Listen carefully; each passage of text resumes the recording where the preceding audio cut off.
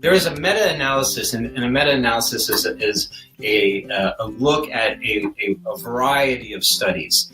And so this meta-analysis looked at 18 different studies and over 800,000 subjects. So this is a lot of people we're talking about here. And what they found was that those who sat the most had a twofold higher risk of diabetes.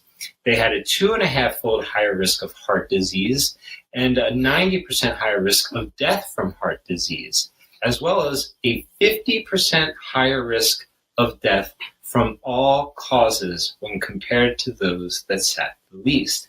That's a pretty staggering figure right there to think about people who are sitting having that much greater risk of mortality. And so one of the things that researchers are starting to come out and saying is that sitting is actually the new cigarette. It's actually worse for you. Isn't that incredible? That statistic blows my mind. Yes. Blows my mind. So as Dr. Duncan said earlier, for every, hour that you sit, you take 2 hours off your lifespan. For every cigarette that you smoke, you lose 11 minutes off of your life.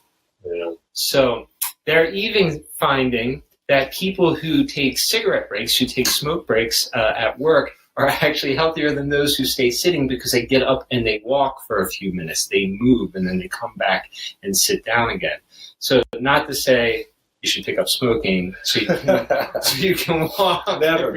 healthier. But the reality is that sitting is worse than smoking in many ways. And why do you think that is? Are there studies showing why that happens, or what? I think we're just starting to get into that right now. Okay. But one thing that's really interesting is that they found that people who sit for too long, it actually it contributes to insulin resistance. So it works on insulin production in the pancreas. And they've also found that it shuts down the circulation of an enzyme called lipase, which is necessary for digesting and absorbing fat. So we don't even break our fat down as well as we could if we sit for too long. That's just incredible.